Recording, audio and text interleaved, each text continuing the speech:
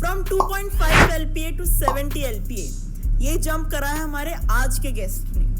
आज के जो गेस्ट हैं उन्होंने विदाउट एनी इंजीनियरिंग डिग्री ये चीज करी है, यानी बिना बीटेक करे सिर्फ और सिर्फ अपने स्किल्स के ऊपर उन्होंने स्विच करा है 3.5 से 70 LPA का।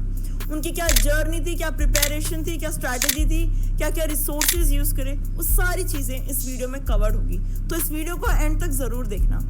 सो आज हमारे गेस्ट अखिल वर्मा है, चलो उनको आपसे इंट्रोड्यूस कराते हैं। हाय एवरीवन, मेरा नाम अखिल है। मैं करंटली एज एन SD2 काम कर रहा हूँ इंटुइट में। So I was from Tier 3 college of Delhi University. तो मैंने बैचलर्स और मास्टर दोनों दिल्ली यूनिवर्सिटी से ही किया है। मेरा बैचलर्स इलेक्ट्रॉनिक्स में है और मास्टर्स मेरा IIT में है फ्रॉम दिल्ली यूनिवर्सिटी ही। मैं दिल्ली से बिलोंग करता हूँ करंटली। सबसे पहले ये जानते हैं कि 3.5 से 70 जाने के लिए जो एक मतलब ना कीड़ा कैसे आया कि यार स्विच करना है। तो मैं कहूँगा मुझे मोटिवेट करने वाले फर्स्ट पर्सन मेरी पिछली जो मेरी कंपनी थी उसमें जो हमारे टीम लीड थे, उन्होंने फर्स्ट टाइम मेरे को मोटिवेट किया। उन्होंने कहा कि तुम्हारे पास स्किल्स हैं, तुम आगे और अच्छा कर सकते हो। तो फर्स्ट टाइम मेरे को लगा कि ठीक है, you should look for opportunities. लेकिन द रियल इंस्पिरेशन वाज जब पहली बार मेरे को ऑनलाइन असेसमेंट आया अमेज़ॉन का, तो तब मैंने सीरियसली देखना शुरू किया कि ठीक है, अमेज़ॉन का ऑनलाइन असेसमेंट है, अच्छे से तैयारी करते हैं और इसको पूरे मतलब डेडिकेशन के साथ एटलीस्ट मैंने उसके लिए तैयारी करी। तो that was the first trigger point जिसको मैं कह सकता हूँ कि हाँ, जब मेरे को लगा कि I should go beyond my previous company. तो फिर अमेज़ॉन का ऑनलाइन टेस्ट आया, फिर इंटुइट की तरफ कैसे आपके मतलब डायरेक्शन कैसे चेंज हुई कि इंटुइट में कैसे आपको पता चला कि एक ओपनिंग निकली है, कैसे आपने उसमें अप्लाई करा? क्योंकि आज के टाइम पे हम अप्लाई करते हैं, कुछ आगे से रिप्लाई नहीं आता है, तो फिर उस चीज़ को कैसे क्रैक किया कि आगे कंपनी से रिप्लाई आए? तो अमेज़ॉन के बाद जब मैं बाकी कंपनीज़ के भी इंटरव्यूज़ दे रहा था, तो ऐसे ही मेरे को इंटुइट भी हिट करी अपॉर्चुनिटी। तो मैं लिंक्डइन के थ्रू काफ़ी एक्टिव था उस टाइम पे। तो वन ऑफ माय डायरेक्टर्स जो अभी इंटुइट में हैं, मैंने उनको रीच आउट किया लिंक्डइन पे। तो मैंने उनसे रेफरल मांगा था। सो ही प्रोवाइडेड में अ रेफरल जिसके थ्रू मेरे को फर्स्ट अपॉर्चुनिटी मिली इंटुइट में इंटरव्यू करने की। तो फिर डायरेक्टर के थ्रू आपको मिल गया, चांस मिल गया। फिर अब उसके बाद जो राउंड्स हुए, उस राउंड्स में क्या क्या मतलब उन्होंने पूछा क्या क्या, कितने राउंड्स हुए और उन्होंने पूछा क्या क्या और उनकी प्रिपरेशंस के लिए क्या क्या रिसोर्सेज लगते हैं, ये 3 चीज़ें डिस्कस करते हैं। ठीक है, तो सबसे पहले हम डिस्कस करते हैं राउंड्स मेरे क्या क्या रहे थे। तो starting with the first round, सबसे पहले तो मेरा ऑनलाइन असेसमेंट ही हुआ था। तो ऑनलाइन असेसमेंट के बाद जब मैंने वो क्लियर कर लिया, तो स्टार्टिंग ऑफ इंटरव्यू सबसे पहले था DSA राउंड। तो DSA round was basic arrays और एरे लिस्ट पे और DB डिज़ाइन पे क्वेश्चंस थे। सो इसको हम टेलीफोनिक इंटरव्यू राउंड कहते हैं इंटुइट में। एक और चीज़ अखिल कि जो इनकी डिफ़िकल्टी लेवल था वो मीडियम टू हार्ड था या इजी टू मीडियम थे इन क्वेश्चंस का? तो मैं मीडियम कहूँगा। तो टेलीफोनिक इंटरव्यू मीडियम से स्टार्ट हुआ था, तो जिसमें DB डिज़ाइन और DSA दोनों इंक्लूडेड था। Once you clear those round, तो फिर एक दिन में सारे राउंड सेटअप होते हैं, जिसमें टोटल 4 राउंड्स होते हैं SD2 के लिए। तो सबसे पहले होता है क्राफ्ट राउंड। तो क्राफ्ट राउंड में आपको क्या होता है, रियल वर्ल्ड प्रॉब्लम स्टेटमेंट दी जाती है। आपको उस पर फुल फ्लेश प्रोजेक्ट बनाना होता है और उसको प्रेजेंट करना होता है। एंड आपके सारे पैनल में सारे इंक्लूडेड होंगे interview members.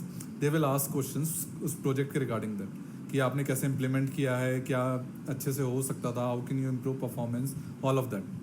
Once you go through the next round would be the proper DSA round. तो उसमें प्योरली DSA पे आपको ग्रिल करा जाएगा। फिर जो थर्ड राउंड होता है वो टीम मेंबर राउंड होता है, जिसमें आपकी रोल्स रिस्पॉन्सिबिलिटीज़ के बारे में भी डिस्कस किया जाता है, DSA भी डिस्कस होता है। And fourth one is the managerial round, जिसमें आपके कल्चर के रिगार्डिंग आप कल्चरली फिट हो या ऑल ऑफ दैट, तो वो लास्ट राउंड में देखा जाता है। तो that how my interview process has gone to with the interview. अब मुझे क्वेश्चन आया कि जैसे क्राफ्ट राउंड हमें नहीं पता क्या होता है, तो क्राफ्ट राउंड में जो क्वेश्चंस होते हैं, आपसे क्या क्वेश्चंस पूछा था और क्राफ्ट राउंड में किस तरह के क्वेश्चंस आते हैं? तो कोई रियल वर्ल्ड प्रॉब्लम स्टेटमेंट ही होती है। जैसे मेरे केस में it was a shortener URL। तो जैसा आपने सुना ही होगा टाइनी URL, राइट, कि वो शॉर्टन करता है URL को। तो मेरे को उसी तरीके का इम्प्लीमेंट करना था। तो मैंने end to end project implement किया था स्प्रिंग बूट पे with all unit test, whatever you can maintain with Redis, all of that. तो once I prepared all the project, तो क्राफ्ट राउंड में मेरे सारे इंटरव्यू पैनल मेंबर्स थे, तो उन्होंने मेरे को ग्रिल किया था मेरे प्रोजेक्ट्स के रिगार्डिंग कि और क्या बेहतर किया जा सकता है, इसमें क्या कमियां हैं, मैंने क्यों कोई डीबी चूज़ किया एंड ऑल ऑफ दैट। तो फिर ये तो हो गया कि राउंड्स क्या क्या थे। अब मुझे जानना है आपने डीएसए कैसे पढ़ा, क्योंकि डीएसए सबसे ज़्यादा इम्पॉर्टेंट पार्ट होता है। मुझे लगता है सिस्टम डिज़ाइन ये सारी चीज़ें अगर हम 1-2 महीने इनके प्रैक्टिस करें हम सीख जाते हैं। डीएसए ऐसी चीज़ है जिसमें जब तक प्रैक्टिस कर रहे हैं तब तक हाथ मतलब मंजे हुए हैं। जैसे ही डीएसए की प्रैक्टिस छोड़ी वैसे ही हमारा सिंटैक्स छूट गया और हम काफ़ी बेसिक चीज़ें की डेफिनेशन सिंटैक्स बनाना भूल जाते हैं।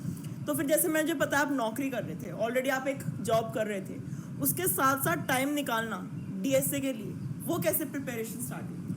तो यूजुअली मैंने अपने टाइम टेबल फिक्स कर रखा था, तो after certain time I use to log off during my working hours.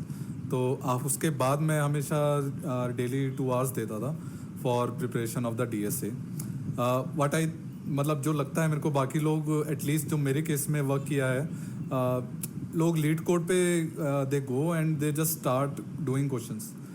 जो मेरे को लगता है LeetCode is good, but आपको ये पता होना चाहिए कि आप किस टाइप के क्वेश्चंस कर रहे हो। सबसे पहले you should be able to figure out कि ठीक है मेरे को ग्राफ का क्वेश्चन है या तो ट्रीज का क्वेश्चन है। आपको क्वेश्चन देख के ही समझ आ जाना चाहिए कि मेरे को इम्प्लीमेंट उससे किससे करना है। तो सबसे पहले मैंने कैसे स्टार्ट किया कि मैंने एक पर्टिकुलर टॉपिक के क्वेश्चंस करे, जैसे ट्रीज हो गया, ग्राफ्स हो गया, बाइनरी सर्च ट्री हो गया। तो जब आप एक टॉपिक पे कंसिस्टेंट रहते हो तो आपको पता चलता है ठीक है इसके इस तरीके के क्वेश्चंस आते हैं। तो आप क्वेश्चंस देख के ही पता लगा लेते हो कि ठीक है मेरे को ग्राफ से करना है, ट्रीज से करना है या एरेज से करना है। जब आपको इतना पता लग गया है फिर आपका काम होता है आपको उसको ऑप्टिमाइज करना, जो इंटरव्यूअर्स पूछते हैं। तो once you clear the first part, अब आप ऑप्टिमाइजेशन की तरफ जाते हो, तो then LeetCode helps you कि लीड कोड पे आप क्वेश्चन जाओ, ठीक है इसके क्या और ऑप्टिमाइज सॉल्यूशंस हो सकते हैं, आपने जो प्रिपेयर किया इसका कोई और ऑप्टिमाइज सॉल्यूशन है क्या। जैसे जैसे आप उसको ज़्यादा से ज़्यादा क्वेश्चंस करते जाओगे आपका परफॉर्मेंस ऑप्टिमाइजेशन इंप्रूव होता जाएगा क्वेश्चंस के रिगार्डिंग, और आप बहुत बेहतर कर पाओगे इंटरव्यूज़ में। तो दैट वाज माय स्ट्रेटजी तो इंटरव्यू प्रिपरेशन के लिए। इस चीज़ में मैं ये चीज़ हाईलाइट करना चाहूँगी कि वेरिएशन करने क्वेश्चंस की बहुत ज़्यादा ज़रूरी है। अब जैसे मैं नैपसैक की प्रॉब्लम उठाती हूँ, अब नैपसैक एक बेसिक स्टैंडर्ड प्रॉब्लम है, बट अगर उसकी वेरिएशंस में 2-4 प्रैक्टिस करूँगी तो अगर मेरे को कभी सिमिलर क्वेश्चन दिखेगा ना, मेरे को पता होगा कि 2 ये घुमा के चीज़ें पूछ रहे हैं, बट इसमें बेसिक सा नैपसैक प्रॉब्लम इम्प्लीमेंट होनी है। अगला क्वेश्चन मेरा ये है कि जब आपने प्रिपरेशन करी, आपने कुछ ना कुछ तो मिस्टेक्स करी होंगी, क्योंकि मैंने भी की थी, सभी करते हैं। तो ऐसी कौन सी मिस्टेक है जो आप चाहोगे कि जो व्यूअर्स देख रहे हैं वो ये मिस्टेक ना रिपीट करें? तो जब मैंने इनिशियली प्रैक्टिस करनी स्टार्ट करी थी तो मेरे को ये लगता था कि जब इंडस्ट्री एक्सपीरियंस आप गेन कर लेते हो तो आपको अपने क्या कहते हैं जिस एरिया में आप काम कर रहे हो उस पर ज़्यादा फोकस करना चाहिए। तो आपकी स्किल्स मैटर करेंगी, पर डीएसए भी उतना ही इम्पोर्टेंट होता है इंटरव्यूज़ के लिए भी। तो तब मेरे को जब मैंने कुछ इंटरव्यू राउंड्स दिए तब मेरे को ये लगा कि डीएसए इज़ मोस्ट इम्पॉर्टेंट। तो अगर आपको प्रोडक्ट कंपनीज क्रैक करनी है तो डीएसए में करते वक्त भी जैसे मैंने इनिशियली बताया ही था कि मैं पहले काफ़ी डिफरेंट टाइप के जस्ट प्रॉब्लम सॉल्व करने लगा था। मैं प्रॉब्लम्स तो सॉल्व कर पा रहा था पर नए प्रॉब्लम्स के बारे में जान नहीं पा रहा था कि ये ग्राफ का प्रॉब्लम है, ट्रीज का प्रॉब्लम है, क्या वेरिएशन क्या है इनिशियली।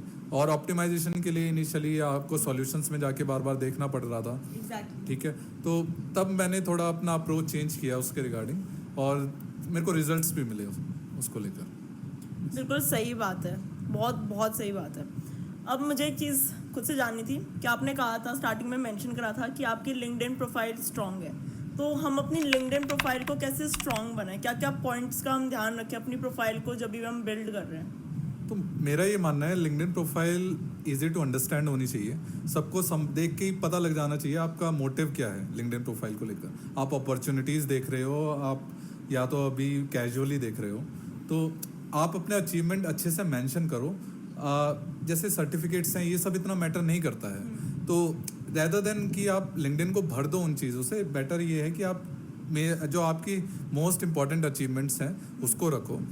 और ज़्यादा अच्छी करने के लिए मैं क्या करता था, जो मेरे पुराने टीम मेंबर्स थे तो मैं उनसे रिकमेंडेशन मांगता था कि आप मेरे को रिकमेंडेशन प्रोवाइड करो, तो उससे क्या होता है आपकी लिंक्डइन प्रोफाइल एक अलग से हाईलाइट होती है।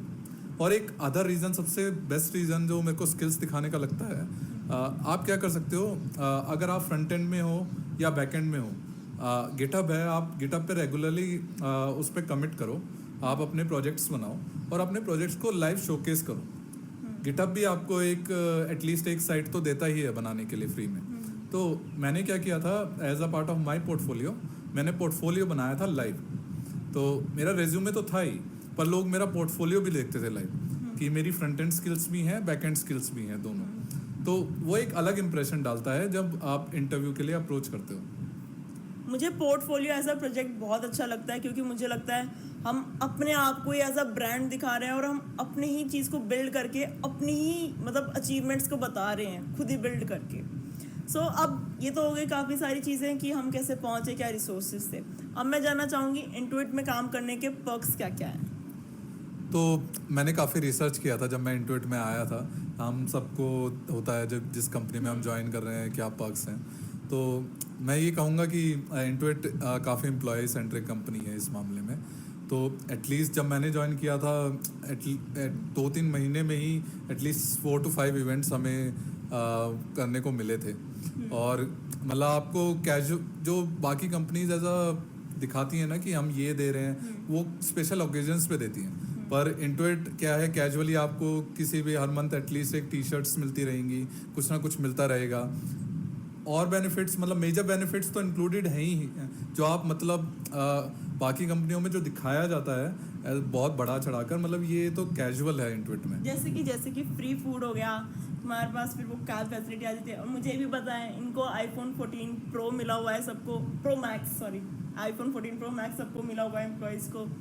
और क्या क्या पर्क्स है जो मुझे नहीं पता। गोवा भी गए थे यार, ये गोवा भी गए थे फुली स्पॉन्सर्ड ट्रिप से। हाँ, हमारी रिसेंट ट्रिप गोवा में रही थी।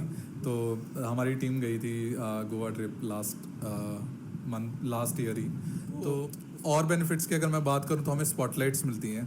तो अब जब भी मैं कुछ भी प्रोजेक्ट कंप्लीट करता हूँ या मेरा वर्क अच्छा रहता है, तो हमारी टीम में एक कल्चर है पूरे इंटरव्यू में ही कि यू कैन गिव स्पॉटलाइट्स। तो आप एक अगर कोई और टीम मेंबर है दूसरी टीम मेंबर को भी दे सकता है सिमिलरली प्रोजेक्ट कंप्लीट करने पे। तो एटलीस्ट मैंने ही अगर मैं बताऊं तो लास्ट 1 ईयर में मोर देन 2 lakhs की स्पॉटलाइट मैंने अर्न करी है। तो I find it very interesting कि मतलब ठीक है, आप कुछ भी कम एक मोटिवेशन मिलता है कि आप ये प्रोजेक्ट करो and you will get some reward other than that. बहुत अच्छा लगा अखिल आपके साथ पॉडकास्ट करके।